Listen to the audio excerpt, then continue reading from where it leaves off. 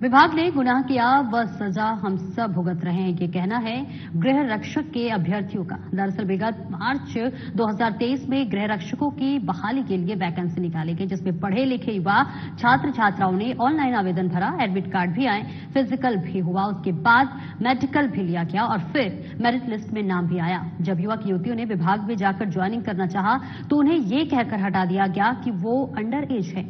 ये बातें खुद अभ्यर्थी बता रहे हैं। हमारे संवाददाता विकास सिन्हा ने अभ्यर्थियों से सीधी बातचीत की। आइए आपको दिखाते हैं और सुनवाते हैं।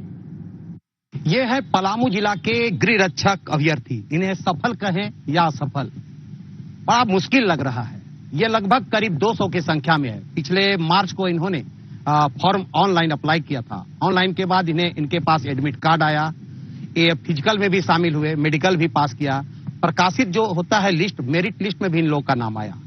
लेकिन जब ये लोगों ने ज्वाइन करने के लिए विभाग में पहुंचा, तब बताया गया कि आपका उस ज्वाइनिंग नहीं हो पाएगा। कारण बताया कि आप मेरिट लिस्ट में पहला में आए हैं लेकिन दूसरे में छट गए हैं। कारण यह है कि आपका अंडर एज है। अब सवाल उठता है कि अंडर एज था तो इनका जो है बहाली में इनके लिए जो है फॉर्म जब भरा था तो एडमिट कार्ड कैसे आया। साथ ही उसके बाद बता दें कि एडमिट कार्ड आने के बाद ये फिजिकल में भी शामिल हुए, मेडिकल में भी शामिल हुआ। तो क्या विभाग उस समय तक विभाग को नहीं पता था कि अंडर एज के हैं? हम बात करेंगे। इनकी स्थिति काफी खराब है। आए दिन लगातार ये लोग धरना प्रदर्शन कर रहे हैं। मुख्यमंत्री, जिला प्रशासन, हर स्तर से पदाधिकारियों के पास जाकर के अपनी बातों को रख रहे हैं, लेकिन अभी तक नहीं मिला। तो वो है न्याय। अब बात करते हैं सफल अभ्यर्थी कुछ लोग हैं या इन्हें असफल कहेंगे। सबसे पहले आपसे बताएं क्या मामला क्या है? सर, मामला ये है कि होमगार्ड भर्ती की जो प्रक्रिया हुई थी उसमें हम लोग सारे लोग जितने स्टूडेंट यहाँ पे खड़े हैं वो लोग फिजिकल, मेडिकल और रिटन एग्जाम सारा पास करके आए थे। और सारे लोग का मेरिट लिस्ट लिखना, जिसमें फर्स्ट मेरिट लिस्ट में हम लोग का नाम था और सेकेंड में नहीं था। और लास्ट में सारा कुछ होने के बाद बोला गया कि तुम लोग अंडर एज में आ रही हो, जबकि हम लोग सारा प्रोसेस हुआ था, पार करके आए थे। सवाल है कि मेरिट क्यों बोला गया कि अंडर एज नहीं? अंडर एज इसलिए बोला गया, हम लोग का सारा प्रक्रिया खत्म होने के बाद अंडर एज बोला गया। और पता नहीं कि ऐसा क्यों बोला जा रहा है। झारखंड पुलिस में जो भी है वो 18 साल से लिया जाता है, इसमें 19 साल से लिया जा रहा था। और हम लोगों को अंडर एज बोल के हटाया जा रहा है कि ट्रेनिंग के आवर में हम लोग को ऐसा बोल के पता नहीं क्यों हटाया जा रहा है। हम लोग भी बात आ रही है अंडर एज का बात आ रही है। अंडर एज में क्या लगता है कि फॉर्म भरने समय कोई लिमिट था कि कितना उम्र से भरना है? सर, उसमें तो 18 से ही था, क्योंकि अगर 18 था तब तो सिस्टम अपलोड लिया, क्योंकि यहाँ तक जो भी सिस्टम है सब में 18 था ही, तब तो सिस्टम अपलोड लेता है। जब हम लोग वोट दे सकते हैं तो फिर आखिर इसमें हम लोग क्यों नहीं कर सकते हैं? जो ये था कि सिस्टम में था कि 19 साल में लेना है, ऐसा कुछ? यस सर था। तो फिर आप लोग भरे कैसे फॉर्म? तब मान लीजिए हम लोग गलती कर दिए तो वहाँ पे भी तो जांच उन लोग कर सकते थे ना कि हाँ तुम लोग यहाँ पे दौड़ नहीं होगा, एग्जाम नहीं होगा। जब हम लोग कोई भी काम करते तो सबसे पहले, अगर अच्छे नॉर्मली एग्जाम भी हम लोग कुछ देते हैं तो सबसे पहले हम लोग की एडमिट कार्ड जांच होता है ना। तो वहाँ पे क्यों नहीं जांच की हम इनके? हम लोग का एडमिट 2 बार जांच हुआ। हम लोग का एडमिट 2 बार दौड़ने से पहले जांच कराया गया था, उसमें डेट ऑफ बर्थ नहीं दिखा था उन्हें। फिर एग्जाम भी दिए हम लोग, सारा चीज हो गया, फिर डॉक्यूमेंट वेरिफिकेशन होने लगा तो तुम लोग का अंडर एज। पहले से कहाँ गए थे सब? हम लोग मान लिए गलती कर दिए तो उसी समय हम लोग के नहीं आना चाहिए था। विभाग की गलती है या फिर स्टूडेंट की गलती है? लेकिन ये बात दोनों साइड में आ रहा है। क्या है ये इसके लिए क्या आप लोगों की है अभी तक? हम लोग बहुत सारा मेहनत किए हैं, मेहनत करके यहाँ तक पहुँचे। हम लोग यही कहेंगे कि हम लोग के परेशानी के समझिए और हम लोग पर ध्यान दीजिए। इतना मेहनत, दौड़ भी सब कुछ करवा लिए, मेडिकल जांच सब। क्या स्थिति है? जब इस तरह की बात आई तो कैसा लगा? बहुत खराब लगा सर कि हम लोग इतना कर लिए उसके बाद भी नहीं हुआ। घर के लोग भी घर के लोगों को भी तो परेशानी हुई होगी? सबको हुआ था सर परेशानी। हमारे साथ और कुछ स्टूडेंट भी है। ये इसके लिए क्या मेहनत आप लोगों को करनी पड़ी अभी तक? जब बहाली में इस तरह का रोका गया तो कहाँ आप लोग गए थे? हम लोग गए पहले माननीय मुख्यमंत्री के पास। वहाँ पे भी आश्वासन मिला कि तुम लोग को जाओ, अभी आचार संहिता लगा था उस टाइम गए थे, तो वहाँ पे बोला गया कि अभी आचार संहिता है, अभी जाओ, तुम लोग का काम हो जाएगा। वहाँ पे हम लोग का साइन मोहर वो करके रख भी लिए थे। तो और बोला गया कि जाओ, हम डीसी को बोल देंगे कि तुम लोग का काम साथ में करेगा।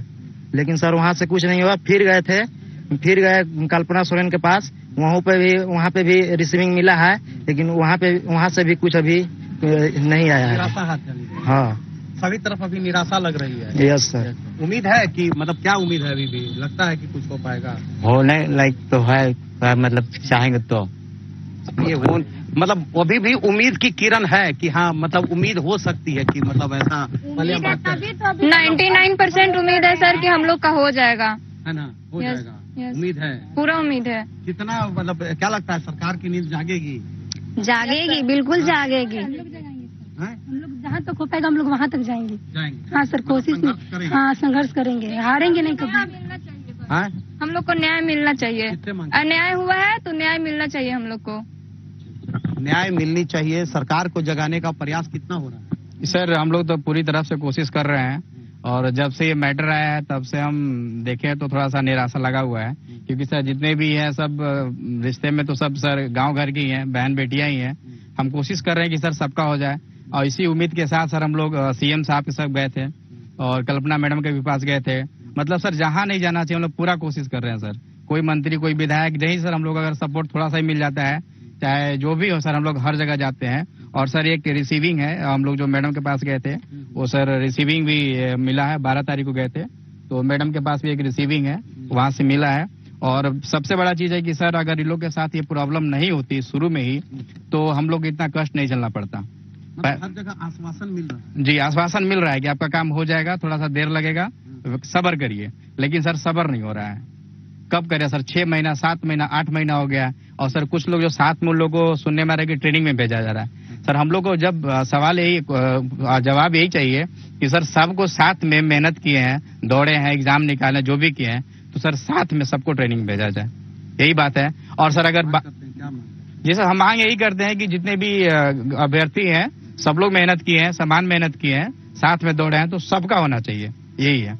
मतलब ये क्या लगता है कि मतलब आप लोग मतलब से इतने संघर्ष जो कर रहे हैं लगातार, जो है आप लोग मतलब धरना प्रदर्शन भी अपने स्तर से कर रहे हैं, जी जी, तो एक उम्मीद की किरण लग रही है कि हो सकता है। बहुत सर, बहुत उम्मीद की किरण है, और अगर उम्मीद नहीं रहता तो सर हम लोग शायद यहाँ तक नहीं पहुँचते।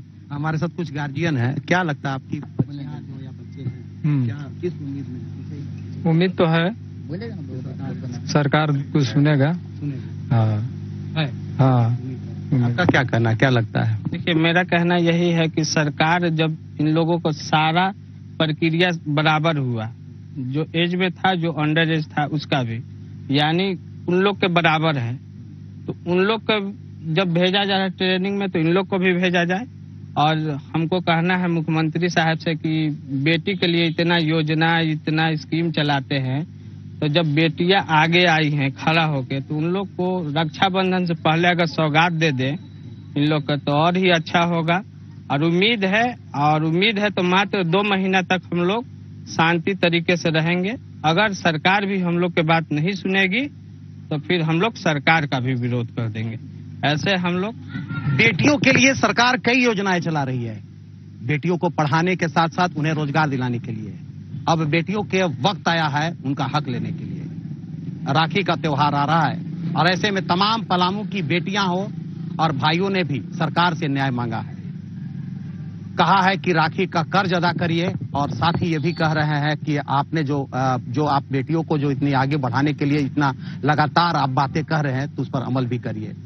ये है होमगार्ड के सफल अभ्यर्थी बोलेंगे या फिर असफल, कहना बड़ी मुश्किल है, लेकिन इन होमगार्ड के जो अभ्यर्थी हैं उनका ये मतलब आपके से एक न्याय की गुहार लगाए हैं और उम्मीद करते हैं कि सरकार इनकी बात सुनेगी। क्योंकि अगर अभ्यर्थी ने गलती की है, अभ्यर्थियों ने गलती किया है कि उन्होंने ऑनलाइन फॉर्म भर दिया, सिस्टम ने एक्सेप्ट किया, सिस्टम विभाग ने इन्हें एडमिट कार्ड दिया, फिजिकल में शामिल किया, मेरिट लिस्ट में लाया।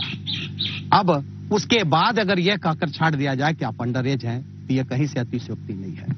सवाल उठता है कि आखिर विभाग कब तक सोई थी? आखिर जब वो ये फिजिकल ले रही थी तो उस समय एडमिट कार्ड भी देखी होगी, जब मेरिट लिस्ट में आया होगा तो उस समय भी एडमिट कार्ड देखी होगी, तो उसमें डेट ऑफ बर्थ लिखा था। तो आखिर इन लोगों के साथ ये छलावा क्यों? विभाग की गलती हो या फिर अभ्यर्थियों की गलती, सुनना तो अब सरकार को ही होगा और इन बेटियों के और भाइयों की आवाज भी सुननी होगी। अब आने वाला वक्त चाहे जो हो, लेकिन फिलहाल में सरकार को जगाने के लिए लगातार जो है होमगार्ड के अभ्यर्थी प्रयास कर रहे हैं कि नींद से जागे सरकार और इनके जो पेरेंट्स हैं उन्होंने साफ कहा है कि 2 महीना और इंतजार करेंगे। अगर सरकार नहीं हम लोग के प्रति सचेत होती है और नहीं हम लोग को न्याय देती है तो अब वो आगे आंदोलन का भी रुख अख्तियार करेंगे। कैमरामैन कृष्णा के साथ विकास सिन्हा, साधना न्यूज, पलामू।